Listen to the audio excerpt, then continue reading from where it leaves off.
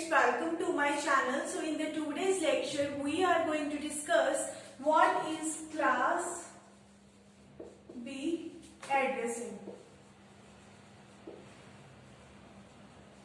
So in the last video we discussed class A IP addressing. Now we will be discussing what is class B addressing. So what is the idea of dividing? I told you that we have a IP address of 32 bits. And why we are dividing into 4 octets? Why? What is the need to divide these 32 bits into the 4 octets, and each octet is of 8 bits? Why we are doing it? Let's suppose even if you are making your report file. So how we write the topics? Let's suppose firstly we are writing introduction. Then how we can elaborate introduction? By writing like this, 1.1. Then if you want to make some part of it, how you will be making? You will be making like this. So if you don't use this kind of thing, then you really need large numbers. Okay, so even if you have 100 numbers, you will be using it from 1 to 100. If you want to use only 10 numbers, okay, how you will be using 1.1, 1.2, 1. Till 1.10. Okay, then 10.1 till 10.1, 10.10 this way. So we are doing what? We are using only 10 numbers. Okay, and we are giving numbers to the 100 things just with the help of 10 numbers. So this is the idea that if we don't use this kind of thing, we have millions and billions of numbers. So it is very difficult to do like that. So that's why we are just expanding the numbers, so that we have to use less amount of numbers. Okay, so now what we will be doing in this, we have in class A addressing, I told you that we have only 8-bit network ID and 24 bits host ID part. But this is IP addressing, which is basically used for medium-sized organization. This IP addressing, class B IP addressing, is basically used for medium-sized organization. We are reducing. What we are doing? We are reducing number of bits of host ID. Only then we can reduce the number of IP addresses in a particular network. The more number of bits you have, the more number of IP addresses you have. So we have to reduce, we have to decrease the size, okay, of the organization, because it is given to medium-sized organization. So what I am doing? I am reducing the total number of bits assigned to the host ID. Okay, so how we are going to do it? So in class A IP addressing, we had this range. Okay, .0.0.0. We had to 127.0.0.0. So these are the all IP addresses we studied in class A addressing. Now we have what? We have class B addressing. So how many number of IP addresses in class B we have? So the total range of IP addresses is, we ended at 0, 1, 1, 1, 1. Okay, we ended at the first octet here. And this was both 255, 255, 255. The last IP address of class A addressing was this, if you remember. Okay, these are just, I am telling you that we have 128 networks in the class A IP addressing, and this was the last IP address of class A. Now we are moving to the next IP address. .00 0 dot 0 0 0. Okay, so this is the starting IP address of the class B IP addressing. How many IP addresses we have? We have 10111.11111. Okay, dot.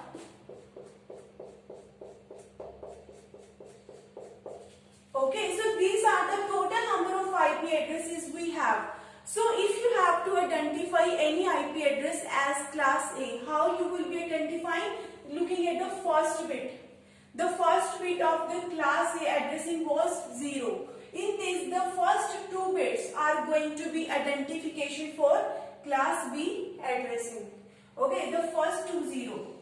And you are able to change the remaining 30 bits to 0 or 1. But the first two bits are going to be fixed in class B addressing. If you are given any address, like you are given this address, what you will be doing if you have to tell that whether this IP address belongs to class B or not.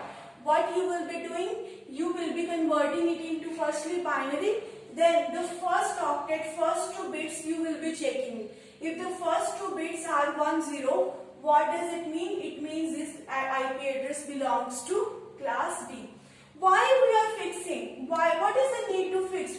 Because we have to divide. We have to divide 2 raised to power 32 IP address into 5 categories. So that's why we have fixed some of the bits. And the remaining 30 bits are going to be changed either to 0 or to 1. Okay, so the first thing is the first two bits are 10. You can say that the IP address belongs to class B. What you can do? Other thing, you can find the range of the first octet. Okay, you can find the range of the first octet, of the starting IP address and of the ending IP address, where your IP address is going to be the ended of class B. Okay, if you convert it into the binary, it is 128. Okay, if you have to convert into binary, how you will be converting it? We have 1011111. So how you will be converting into binary? Take 2, multiply with the first bit, 1 plus second bit, okay, 0. It is equivalent to 2. Then what you will be doing? Then you will be taking only one bit. Initially in the first step you have to take the 2 bits. After that you have to take only 1 bit. Take the output of it, okay, and then add 1, 5, okay. So now multiply output with 2 and add this bit, 11. Okay, so this is 11. So what you will be doing? 11 into 2 plus 1, 23. 23 into 2 plus 1, 47. Okay, 47 into 2 plus 1. It is 47 into 2 plus 1. It is how much? 95. Okay, it is 95. 95 into 2 plus 1. It is equivalent to 191. So this is the range. If you are given any IP address and the first octet of the given IP address lies in the range between 128 to 191, you can say that IP address belongs to class B. Let's suppose you are given IP address 150.8.1.3 and you have to identify that which class this IP address belongs. How you will be finding out? Check the first octet, check the range. It lies in this between, okay, 128 and 191. So we can say that it belongs to class B IP addressing. Okay. So now let me tell you how many total number of IP addresses we have and how many networks we can make.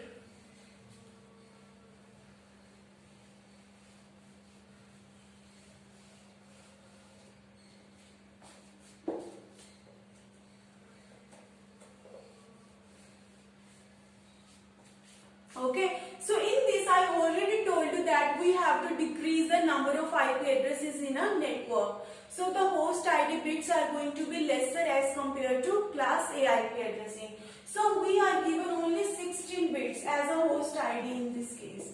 16 bits are assigned to the host ID. Okay, the first 16 bits are assigned to the network ID.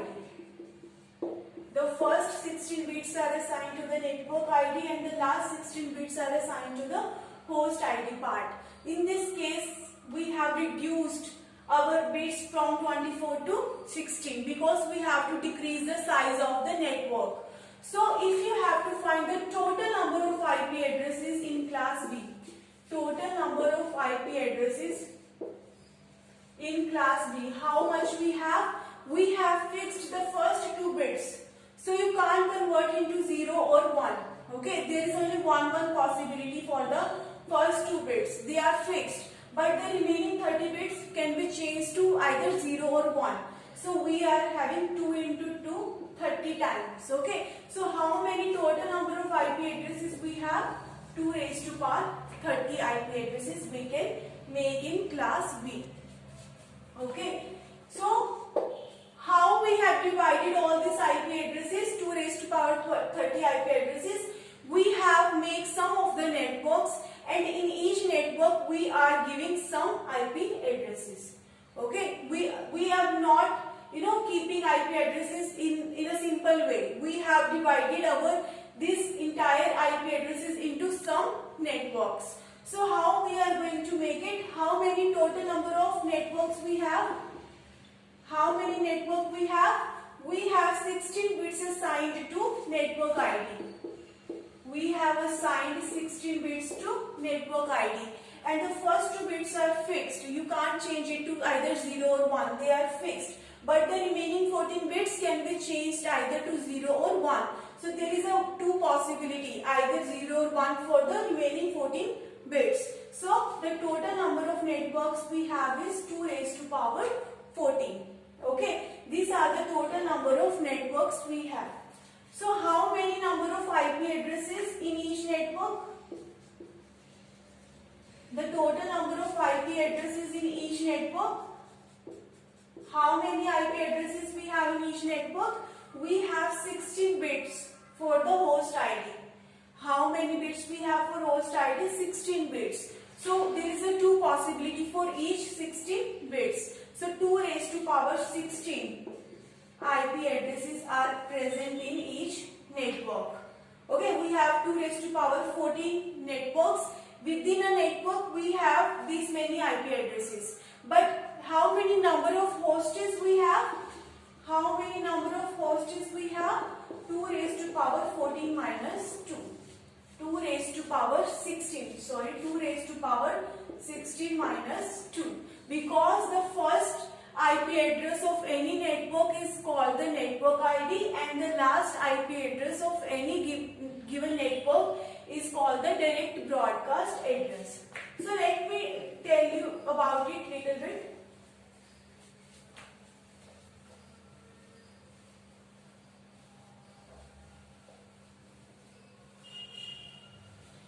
So let's suppose you are working in a company and anyone want to open an organization. So whatever he want to connect all the computers present in his organization. So what he wants a class B IP addressing. He wants class B IP addressing. So what we will be doing? Let's suppose we are giving him this IP address. We are giving him this IP address. The total number of IP addresses in this we have is 2 raised to power. Okay, this is the network ID. These 16 bits are the network ID and these are the host ID. The network ID part remains fixed. Okay, but the host ID part remains changed. Because the network is fixed. Within a network you have many hosts. So all the hosts are present in a one network. So there is an identity. What I need to say, this is a network. Okay, 150.0.0.0. So we have many hosts present in this network. So to identify this one particular network, we have the first IP address of this class B. Okay, the first IP address is basically called the network ID. It is going to identify all the hosts present in this network. It might be ranging from 0 to 1, 0 to 2, like 150.0.1, 150.0.0.2, 150.0.0.255, this way. All these are hosts which are present in a network. So the entire network has a one identity which is called the network ID. Each device is having identity which is called an IP address. The entire network is also having one ID which is called the network ID. And this is basically the last IP address is called the direct broadcast address. Okay, and you can call it as a spreader. You can call it as a spreader. What does it mean?